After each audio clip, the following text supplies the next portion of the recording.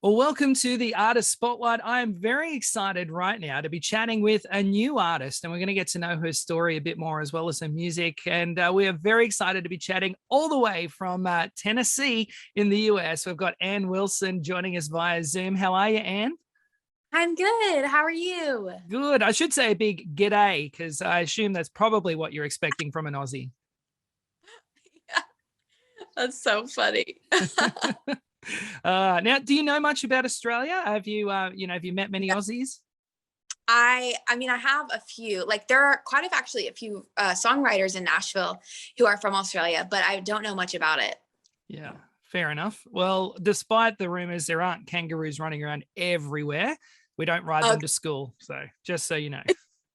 you guys say, do you actually say that, like, throw another shrimp on the Barbie or whatever? Not really, because we actually call them prawns here. We don't actually call them shrimp. But yeah, I think because you guys call it shrimp and it was a campaign in America, it's kind of become this big thing, but we all call them prawns. So, and we don't put them Wow, on the Barbie. So. that's good to know. Yeah. Well, look, we'd love to get to know you a bit more. And we like to start with what we call the 60-second challenge, which is essentially in 60 seconds, can you give us a summary of who is Ann Wilson? Oh man, that's a challenge. Okay, I'm gonna try my best. Okay, tell me when to go. Okay, and go. Awesome. Okay, so I'm from Lexington, Kentucky in the US. Moved to Nashville about a year ago. I have a older sister. Her name is Elizabeth. I had an older brother. He passed away 4 years ago in a car accident. His name was Jacob. Have two incredible parents. I did ballet for 13 years in Kentucky. I was a dancer.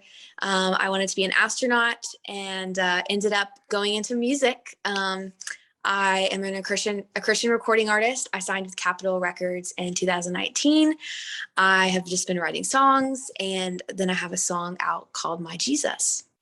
Wonderful. Oh, well within the 60 seconds. Okay, good. And that's the interview done. Well done. Yeah. No, look, we're going to delve a bit more into some of your story. First of all, I want to ask a few things. You wanted to be an astronaut. How serious was that? Just like that little kid, yeah, I want to be an astronaut, or were you actually looking into the programs and how you could get into becoming an astronaut? It was serious. It was really serious. I had a science teacher teach us astronomy in seventh grade. And that was kind of when I was like, wow, you can actually like do this for a career. And then eighth grade and freshman year of high school, I took extra classes in my school so that I could like really have a lot of classes on my, on the list and do all these things and get good grades and everything so that I could get into a really good college. And my mom took me to NASA in Florida in Cape Canaveral to meet with them and talk to them about what it would look like to be an astronaut. And so I did meet with them. I did pursue that and all of that. And then my brother passed away and that changed everything, but definitely was very passionate about it. I remember we left NASA and my mom, it was just me and my mom that went, and she was like, Ann, this is so crazy that I'm saying this, but if you really feel like this is what God's calling you to do, then I'm okay with it. And for a parent to be okay with their child to go to space is a little crazy. Like that's a little bit much, but she was okay with it. And my family and everyone, all my friends, they knew that I would hopefully be the next female astronaut. So. Wow. And look, do you think that could ever still be a possibility? You kind of, maybe get a bit of a few years as a recording artist done and then maybe see if you can take your music to space? I would love that so much. I have a friend who has his music play sometimes in space in the International Space Station. And so that would be a dream come true. I'm very passionate about space. I actually just bought a telescope, a really nice, cool telescope that I'm hoping to use soon. And I love looking at the stars and I love learning about it. I watch a lot of videos. I'm still like, anytime I have free time, I'm educating myself, continuously on the planets and galaxies and all that kind of stuff. So I'm still very much into it, but I do think that God has pretty much made it clear that I'm supposed to be doing music for him. But I will say, I'm hoping, like, I feel like in my lifetime, I really do believe that they will make it to where that you can pay to go to space. Now, it might be millions of dollars to pay, but I think it'll be possible for like regular civilians to be able to go to space.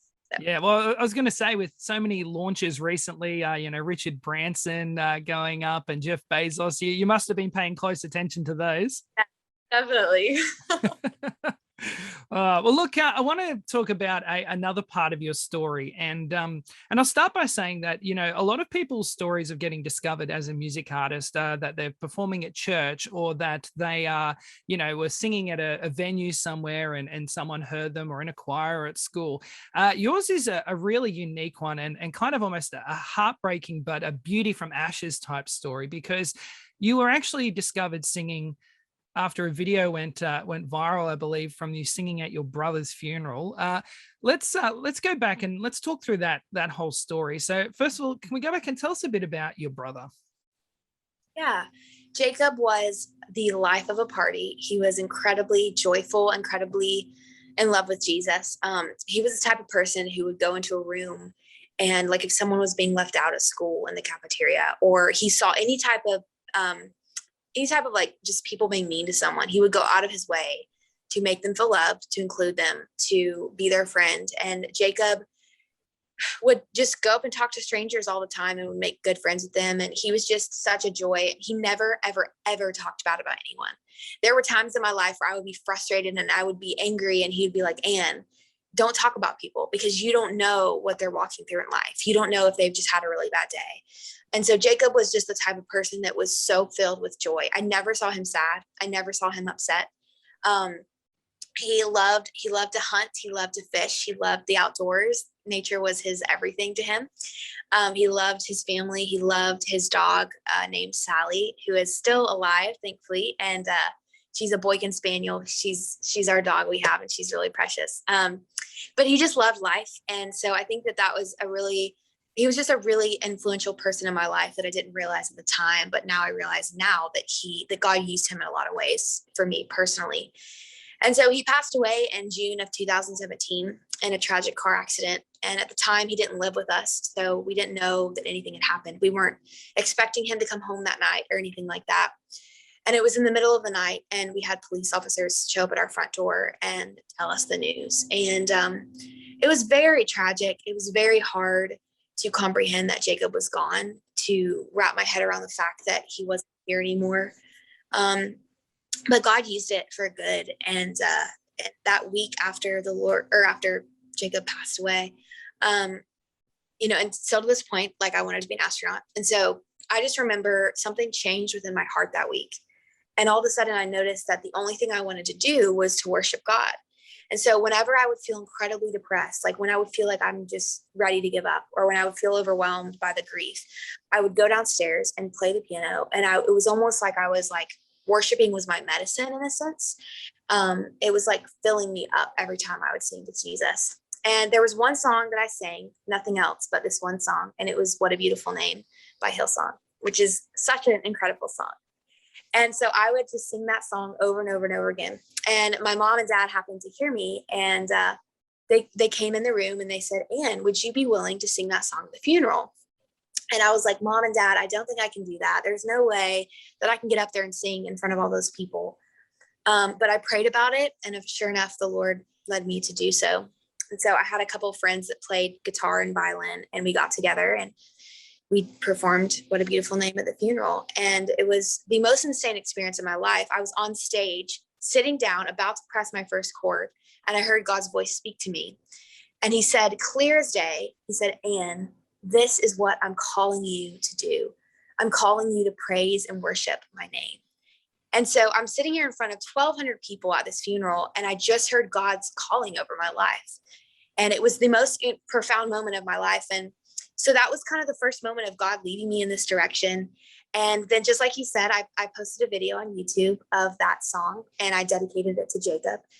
And I posted it literally just for my friends and family. And I knew I was going to do music, but I didn't know what that looked like yet.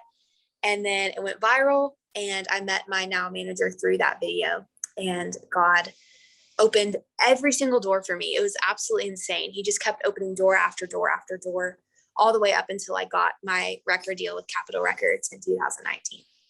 Wow. And I was going to say, like, doors opening, for some people, it does seem like the story is, years and years and years and years of trying and trying and trying and almost literally overnight for you. Does that just, for you, even confirm even more that God's hand is in this? Yeah, I think for sure. Looking back now, I'm just so overwhelmed and amazed by what God has done. But in those moments, I just remember every door that would open up, I just would feel more and more of the Lord saying, like, and this is what this tragedy was for. Not that God obviously took Jacob, but like all of the pain and suffering that my family went through, like God used it for good. And the cool thing is like God doesn't have to take our pain and use it for good, but he always does. And that's because he is a good God. And so him taking all that pain and exchanging it for all this beauty was such an incredible thing. And looking back, I'm just like, how in the world did that happen so fast? How in the world did all that go on? And it's like, it's God. It's nothing else but Jesus opening these doors and just having a plan for my life. Mm. Now you're in Tennessee. You're living near Nashville, which is of course the epicenter of Christian music. Did you grow up listening to Christian music, and are you getting to meet some of the artists that you grew up listening to? Yeah. So I grew up listening to Christian music. And Matthew West for King and Country, Lauren Daigle. She was towards the end of my childhood. She hasn't been out for too long. Casting Crowns, Mercy Me, all of those artists were very big for me. And so I grew up in a Christian home. I didn't meet Jesus until seventh grade, but I grew up in a Christian home. So Christian music was always on. And then when I would get in the car with my brother, it was always country music and super old songs like the Beatles and stuff like that. And so I definitely had kind of half and half. But Matthew West was one of my favorite artists. And then now to be good friends with him is insane. We wrote My Jesus together, my single, and we've become like brother and sister almost. He feels like my brother, and that's been the coolest thing ever. That's awesome. Well, we're going to talk about your new single in a moment, but I want to go back to you mentioned there that for you your relationship with God really started around the seventh grade, and you said growing up in a Christian home. So, what was it for you that kind of turned it from just being a family thing to being a personal relationship for you? Yeah. So growing up, Jesus was always talked about around the house, but I didn't know him personally. I kind of viewed him in Christianity as this religion. And I just didn't really have a heart for the Lord, if that makes sense. And then when I was in seventh grade, I had a teacher come to our school, and our new Bible teacher. I went to a really small Christian school. So for a new teacher to come in was kind of like weird because we had all the teachers. And he came in, and on our very first Bible lesson for that beginning of that school year, he was talking about Jesus, and he started to cry, like actually cry. And I'm like, this man is crying over Jesus. Like I had never seen anyone cry over talking about the Lord before. And I soon like realized that was the passion within him. And I realized through that first Bible lesson, he taught about how you can have a relationship with Jesus personally. And I had always viewed God as this just big God who sits up on his throne in heaven and has nothing to do with us, which he does have this big throne in heaven, but he has everything to do with us. And he is an incredibly intentional God and father. And so God just kind of opened my eyes, and I began to really just fall in love with him. And that was also a huge part of when my brother passed away and losing Jacob. Like that was the foundation that I was able to stand on, was knowing that I had a relationship with the Lord and that he was going to give me what I needed to push through. Yeah. Hey, are you still in touch with that teacher? Like, has he been able to see these incredible things that are happening for you now? Yeah, he's one of my greatest friends, him and his family. And I used to babysit their kids all the time. And so I've grown up with them for the past 8 years of my life. And so he's been a huge influential person in my life. And we're still very close. Yeah. Yeah. Well, look, it's great to be chatting with you. Let's talk about the new single, My Jesus. Now, you've done a bit of name dropping there, that you've become besties with Matthew West. Tell us, how did that happen, and tell us a bit about that journey. We had a co-write. It was our first co-write. We wrote a song with a friend of ours, and it's not My Jesus, but we wrote another song. And we clicked. And the first write, I was like this the whole time. I'm like, there's no way this is real. Like I was such a fangirl. And then the more I got to know him, the more I realized he's just such a good, godly guy. And he's just such a good person. And Our third write was when we wrote My Jesus, and that was really when we started to get to know each other, and I got to meet his little girls and his wife, and they're precious, and just kind of start forming this relationship and this friendship with each other. And so it's been the sweetest thing ever. And now we're so like close that, like I said, he's like a brother to me. Like I can call him if I need advice. I can call him if I need help with making big decisions. And he just encourages me. He'll send me texts of encouragement all the time. And he's literally one of the kindest people I've ever met in my life. And he's an incredible person, which just makes it even sweeter. So. Well, he's actually really well known recently as well for doing some pretty funny and fun lockdown songs and other things. Has that inspired you? Do you ever write goofy songs as well as the songs with more heart and meaning? Yeah, I've definitely thought about it. He does such a good job at that. I'm like, I feel like that's really his lane. And I never do it as good as he does it. You know what I mean? Like it's such a Matthew West thing. Well, look, you have co-written this new single, My Jesus, with him. So tell us a bit about the heart behind this song. The song came from the season of losing my brother, and I started to journal and started to get my thoughts out on paper through losing Jacob. And I started to write songs a couple years later, and I realized that I had never written Jesus, God, or Lord. I'd always written My Jesus, like always. Over the past years, like just every journal entry was My Jesus. I love you, my Jesus. I love you, my sweet Jesus. And I remember asking God, like, why is it that I've just written My Jesus? And he said, it's because, Anne, that's the truth. I am yours. You are mine. We have a personal relationship. And so as we were getting into that co-write with Matthew West and our friend, Jeff Pardo, we were sitting there and we started talking through ideas, and I was sharing that with him, and it was such a cool day. But at the time, I didn't know that that was going to be my first single to the world. But I knew that there was something so special about the fact that Jesus kept highlighting My Jesus, my Jesus, my Jesus to me. And so we ended up writing the song. And I just remember leaving that right that day, calling my manager and being like, this song is incredible. This song like is such a testament to my relationship with the Lord. And that was one thing. I never wanted to write songs that weren't true for myself. And that was a song that was incredibly true for my specific journey and my specific life. And so My Jesus is a really, really special song to me. It captures the heart of what it looks like to have a personal relationship with the Lord, and in seasons of tragedy, what that relationship does for you and how the Lord shows up for you in your life. That's wonderful. We're loving the new song, and very excited to see what other great music comes out from you. Are there plans for an album in the works? Are we going to hear some other new music from you soon? Yes, absolutely. I have a new EP that just dropped on Friday, actually. It's called My Jesus Live. We filmed it in Nashville in a really cool barn.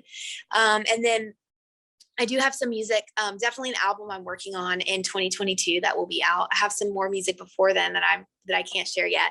But we're working on a lot of new music. We're working on getting some stuff out there for sure. Awesome. Well, it's been great to chat with you, Anne. Thank you for sharing your story with us and sharing your music with the world. Absolutely. It was so, so nice to meet you, Aaron. Thanks for having me. Absolutely, my pleasure. Make sure you check out Anne Wilson's new single called My Jesus. Follow her online, and hopefully one day she won't just be a star, she'll make it to the stars as well. This is the Artist Spotlight.